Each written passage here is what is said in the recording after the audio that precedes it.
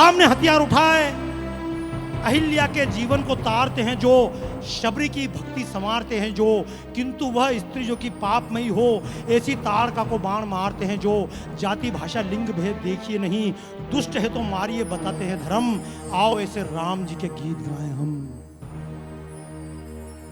राम ने ताड़का को मार दिया, मारीच सुबाहु को मारा। मैं आपसे फिर निवेदन करूंगा, इस थोड़े से समय में मैं राम कथा तो नहीं कर पाऊंगा, लेकिन राम कथा के कुछ अंश प्रतीक रूप में देकर जाऊंगा। अगर उन ग्रंथों को, उन प्रतीकों को अगर आप पढ़ेंगे तो हो सकता है राम कथा के प्रति नई दृष्टि पैदा हो जाए। मरने के बाद स्वर्ग पाना है तो जाइए कहीं और बैठकर राम धुन गाइए, लेकिन इस देश को स्वर्ग बनाना है तो आइए राम के चरित्र पर सही सचमुच में दृष्टि घुमाइए। राम चले गए, ताड़का को मार दिया, सुबाहु को मार दिया, मारीच को दूर फेंक दिया। आगे निकले एक आश्रम के पास से, उजाड़ सा आश्रम। विश्वामित्र ने कहा राम चलो। राम ने कहा गुरुदेव ये आश्रम? बोले कोई तुम्हारी प्रतीक्षा कर रहा है। तुलसीकृत रामायण में हम सुनते राम गए, छुअत नार भरी शिला सुहाई, पत्थर को पैर लगाया स्त्री बन गई। लेकिन वाल्मीकि रामायण में स्पष्ट लिखा हुआ है राम ने जाकर खुद उसके चरणों को स्पर्श किया। और इसका अर्थ क्या है? इसका अर्थ है गलतियां पुरुष से भी होती है, गलतियां महिलाओं से भी होती है। इस देश में पुरुष बलात्कार करने के बाद भी मर्दानगी दिखाता है, लेकिन महिला के साथ बलात्कार हो जाए तो भी उसको समाज से बहिष्कृत जीवन जीना पड़ता है।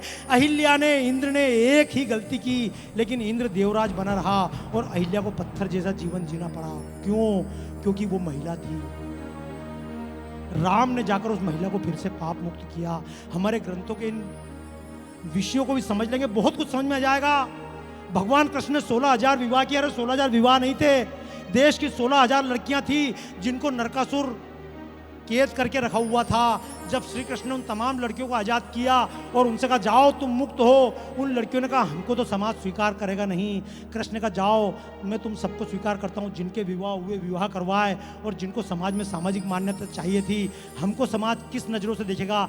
श्री कृष्ण ने कहा अगर तुमसे कोई तुम्हारा स्टेटस पूछता है तो जाकर कह देना हम श्री कृष्ण की पत्नी हैं। इन अर्थ समझने का प्रयास करें। श्री राम ने कहा महिला ने भी अगर प्रायश्चित किया है उसको पाप मुक्ति मिलना चाहिए। अरे राम की दृष्टि अगर हमारे पास होती तो मुगलों ने कितनी लड़कियों का अपहरण हमारी किया, और जब मुगलों ने लड़कियों का अपहरण किया उन लड़कियों ने वापस समाज में आना चाहा, हमने अपने दरवाजे बंद कर लिए। लेकिन वासना में अगर गलती भी हो जाए तो वापस समाज स्वीकार कर ले। ये राम ने एक दिशा प्रारंभ की थी, अहिल्या को मुक्ति दी थी। और जब राम गए थे जनकपुर तो जैसा मैंने बताया जनक ने तो राजा दशरथ को निमंत्रण नहीं दिया था, लेकिन विश्वामित्र चाहते थे, गाधि तनय मन चिंता व्यापी, विश्वामित्र चाहते थे कि इन दोनों राजवंशों के आपस में दोस्ती हो, इनकी मित्रता बने। इसलिए राम को लेकर गए और वहाँ जाकर विवाह के पूरे संस्कार करवाए गए, किसी न किसी माध्यम बनाया गया। मैं आपसे कहना चाहता हूँ जब राम ने सीता से विवाह कर लिया, अयोध्या आ गए, कथा आगे बढ़ी। यह आप सबने सुना है राम राजा बनने वाले थे। और वो कथा आप सुनते रहना। कथाओं में तो ये भी कैकेयी भी इन्वॉल्व थी। जब दशरथ ने यज्ञ किया था, पुत्रेष्टि यज्ञ, उस समय सभा हुई थी, 250 राजा उस सभा में आए थे। उस सभा में कैकेयी भी मौजूद थी, ऐसा भी लोग बताते हैं। लेकिन अगर उस बात को भूल भी जाएं तो जब राज्य तिलक होने लगा राम का, तो माता कैकेयी ने वरदान मांग लिया। कभी मांगा था, उसकी दुहाई दी, कहा राम को भेजो जंगल 14 साल के लिए। लोग पूछते 14 साल के लिए क्यों? तो मैं यही तो कहता हूँ भारतीय परंपरा को समझ लें। अब ये कोरोना काल चल रहा है, 14 दिन के लिए क्वारंटाइन, 15 दिन के लिए क्यों नहीं, महीने भर के लिए क्यों नहीं, 10 दिन के लिए क्यों नहीं? अरे जगन्नाथ मंदिर में चले जाइए, हर साल रथ यात्रा निकलती है। उसके पहले परंपरा है भगवान जगन्नाथ अपनी मौसी के घर जाते हैं, और मौसी के घर जाते हैं तो खूब खाते हैं, तो पता पड़ा उनका पेट खराब हो जाता है, उनको बुखार आ जाती है। तो 14 दिन के लिए भगवान के वहाँ रसोई नहीं बनती है, केवल तरल पदार्थ लगता है।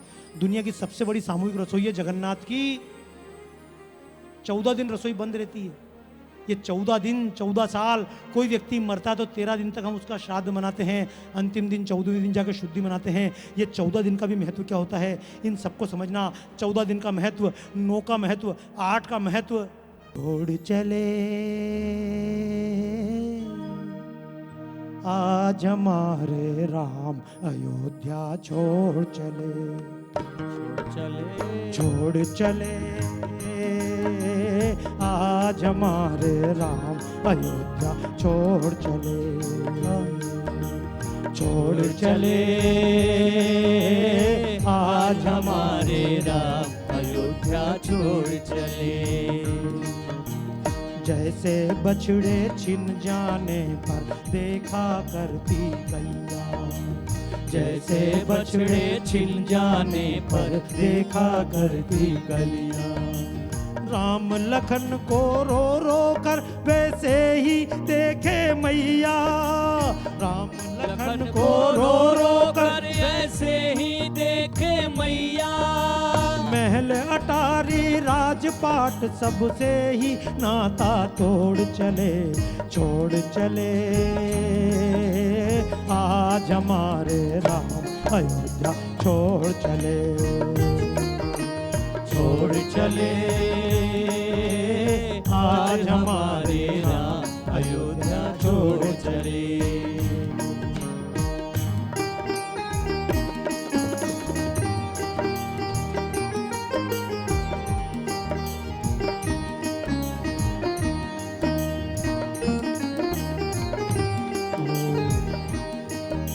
चला राम का सेवक बनकर लखन सरीखा भाई, चला राम का सेवक बनकर लखन सरीखा ढाई, चली जानकी बनकर अपने प्रीतम की परछाई, चली जानकी बनकर अपने प्रीतम की परछाई, छोड़ के कलियों की गलियां कांटों से नाता जोड़ चले, छोड़ चले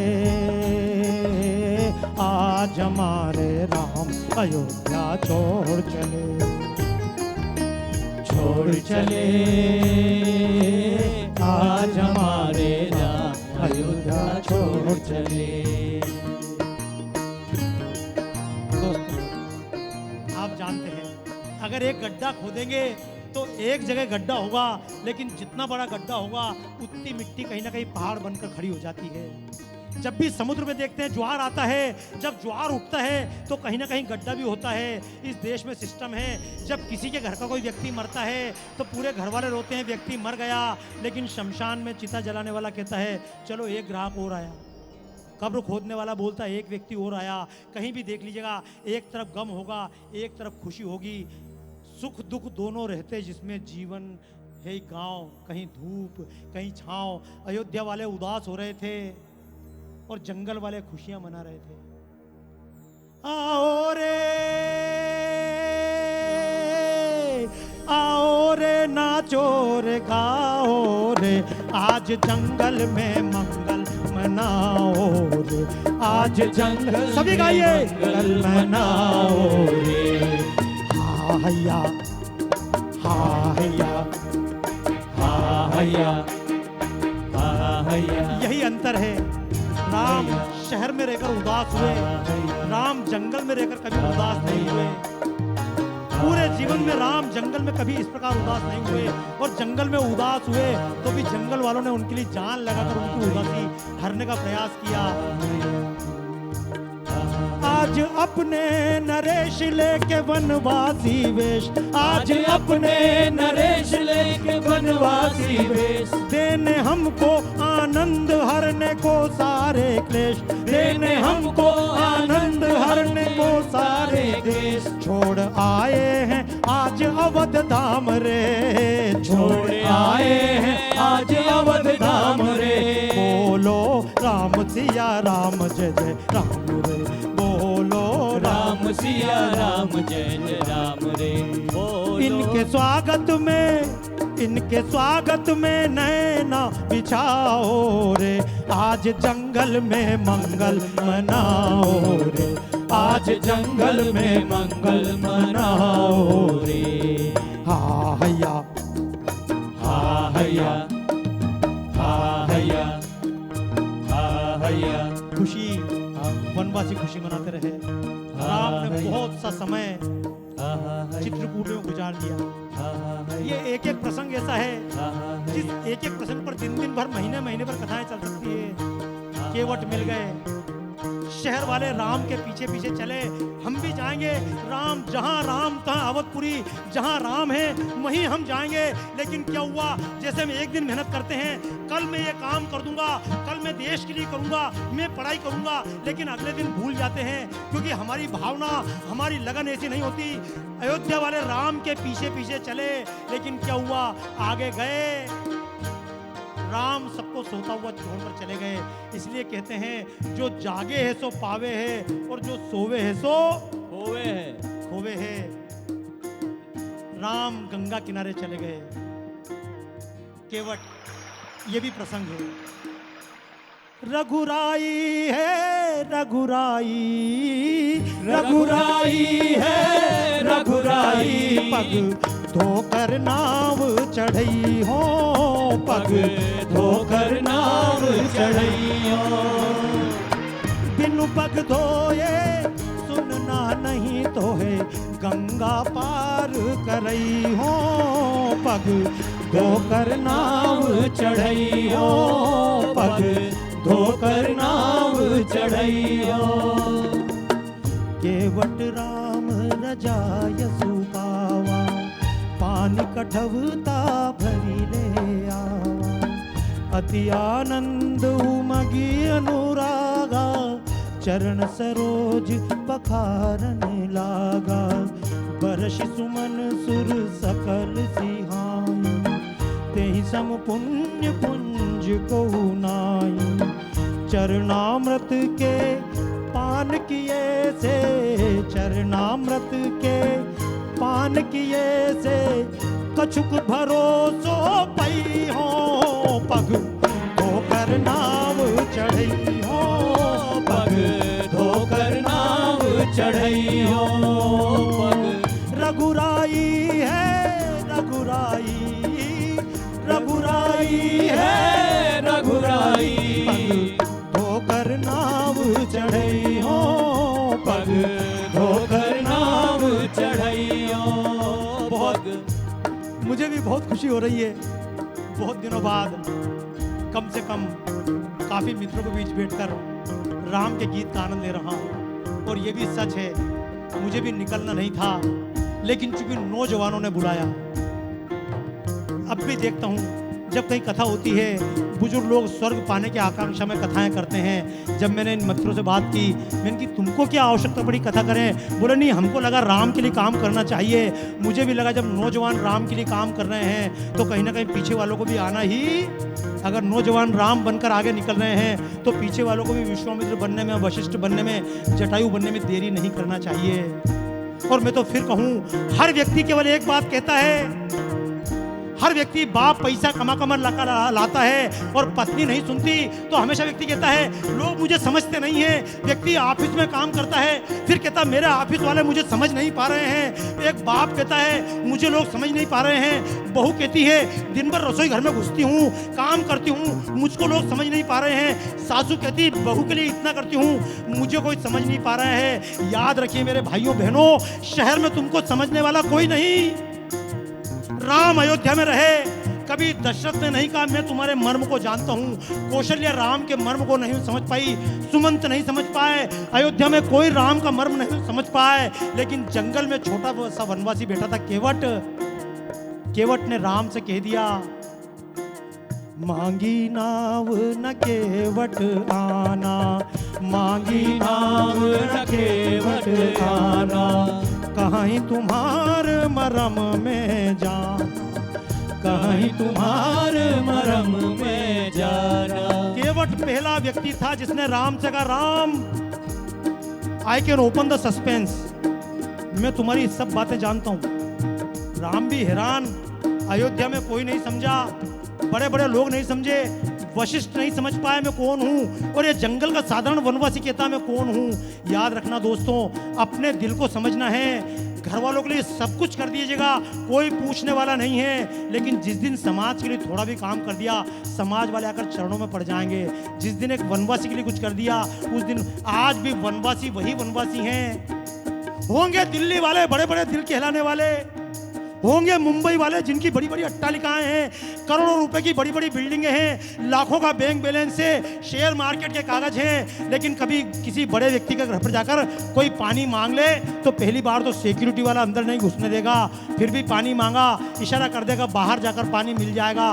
लेकिन आज भी कभी जंगल चले जाइए, अगर भुट्टे पक रहे हो और किसी किसान से कहा जाए भैया भुट्टे खिला देना, तो किसान भुट्टे का पैसा, आज भी केवट तो केवट है, आज भी शबरी शबरी बनकर आज भी बेर लेकर बैठी हुई है। लेकिन छोटे दिल किसने किए हैं? छोटे दिल तो नगर वालों ने किए हैं। आइए एक संकल्प लीजिएगा, हम भी अपना बड़ा दिल करें। हम तो एक अभियान लेने वाले हैं। हमारे मित्र हैं राष्ट्रीय कवि संगम के जगदीश मित्तल जी, मैं हमारे इन मित्रों से भी चर्चा कर रहा था। हमारी तो इच्छा है इस देश में एक नया अभियान वापस आना चाहिए। प्रभु श्री राम गए थे श्रीलंका, इतने घरों पर मिलते मिलते हुए गए थे, किसी केवट के घर रुकते हुए, किसी निषाद के घर रुकते हुए, किसी निषाद राजगुरु के घर पर रुकते हुए। और जब राम श्रीलंका पहुंचे, 14 साल तक लोगों के घर पर रुके, भोजन किया। 14 वर्ष बाद जब राम ने रावण को मार दिया तो राम की इच्छा निश्चित रही होगी, वापस चलेंगे। जिन जिन के घर भोजन किया है, जिनसे मिले हैं, तमाम वनवासियों से मिलकर मिलते मिलते घर जाएंगे। लेकिन भरत जी ने अल्टीमेटम दे दिया, 14 साल से एक दिन भी ज़्यादा हो गया, मैं आत्मदाह कर लूँगा। प्रभु श्री राम को अपने मन की तमाम भावनाएं छोड़कर सीधा भागकर अयोध्या पहुंचना पड़ा। राम के मन में एक बात रह गई थी, मैं एक एक वनवासी के घर मिलकर आता, जिस शबरी के घर मिलकर आया, जिस केवट के घर पर रुका, दक्षिण भारत के जिन वानरों के पास रुका, उन सबसे मिलते आऊँ। लेकिन राम मिल नहीं पाए, राम जल्दी निकल कर आ गए थे। हमारे भी मन में एक संकल्प है, हम श्री राम की मूर्ति श्रीलंका से वापस लेंगे। श्री राम माता सीता को श्रीलंका से लेकर रथ में बैठाएंगे और उसी वनवासी जिस रास्ते से राम निकलकर दक्षिण भारत में गए थे, हमारे इसी दिल्ली के श्री रामावतार शर्मा जी, उन्होंने पूरे रूट पर सर्वे किया है। सरोज बालाजी हैं, उन्होंने पूरे स्थानों के नाम निकाले हैं। हम श्री राम को वापस लेकर एक एक वनवासी से मिलाते हुए लाएंगे, क्योंकि आज भी केवट राम का रास्ता देख रहे हैं, आज भी शबरी कोई राम का रास्ता देख रही है। इस देश में फिर से चाहिए कोई वही कबीरदास की भाषा बोलने वाला, कोई तुलसीदास की भाषा बोलने वाला, कोई वशिष्ठ चाहिए जो इनको उपदेश दे, वापस जाकर जंगल में बैठ जाए। कोई विश्वामित्र चाहिए जो राजा के राज्य में रहे लेकिन राज्य के आश्रित ना हो, अपना काम करने के बाद फिर जंगल चला जाए। विश्वामित्र ने तो अपना राम का काम कर दिया था, राम को तमाम तरह के हथियार दिए थे। आप कल्पना करो, जब विश्वामित्र खुद राम को हथियार दे रहे थे तो ये हथियार विश्वामित्र ने खुद ने क्यों नहीं चला लिए? कभी कल्पना कीजिएगा, जो हथियार विश्वामित्र ने बनाया है वो उन्होंने राम को दिए, तुम चलाओ, विश्वामित्र ने खुद क्यों नहीं चलाए? ये छोटी छोटी बातें सोचिएगा तो आज भी याद रखिएगा, ये बम, ये मिसाइलें, ये जितने हमारे रॉकेट लॉन्चर बनते हैं, कौन बनाता है? हमारे ऋषि बनाते हैं, लेकिन ऋषि चलाते नहीं हैं। हमारे वैज्ञानिक बनाते हैं, वैज्ञानिक रॉकेट लॉन्चर, बम, परमाणु बम, सब हथियार बनाते हैं, लेकिन वैज्ञानिक चलाते नहीं हैं, चलाती सेना है। हमारे विश्वामित्र, अगस्त्य, शरभंग, इन ऋषियों ने हथियार बनाए थे, लेकिन ऋषि का काम हथियार बनाना है, चलाना नहीं। कलाकार का काम कलाकारी करना है, नेता का काम नेतागिरी करना है, व्यापार का काम व्यापारी करना है।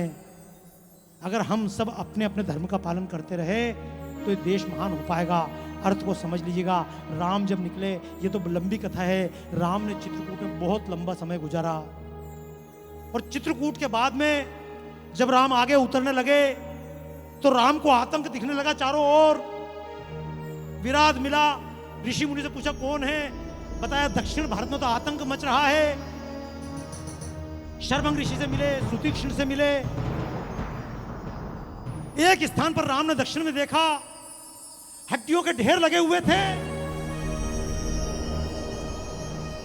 राम ने पूछा ऋषियों ये किस बात के ढेर हैं? अस्थि समूह देखी रघुराया, अस्थि समूह देखी रघुराया, पूछा मुनि न लागी करी दाया, पूछा मुनि लागे कर दाया। राम ने देखा हड्डियों का ढेर, ऋषि मुनियों से पूछा ये हड्डियों का ढेर किसके हैं? उन्होंने कहा रावण के लोग हैं, राक्षस हैं, आते हैं ऋषि मुनियों को खा जाते हैं और उनकी हड्डियां इकट्ठी करके पटक देते हैं। आप कल्पना कीजिएगा हड्डियां एक जगह ढेर क्यों की गई? जहां ऋषि को मारा वहीं हड्डियां फेंक देते, एक जगह हड्डियां इकट्ठी क्यों की? एक जगह हड्डियां इकट्ठी की आतंक अपनाने के लिए। राम हड्डियों को देख कर पीछे नहीं हटे।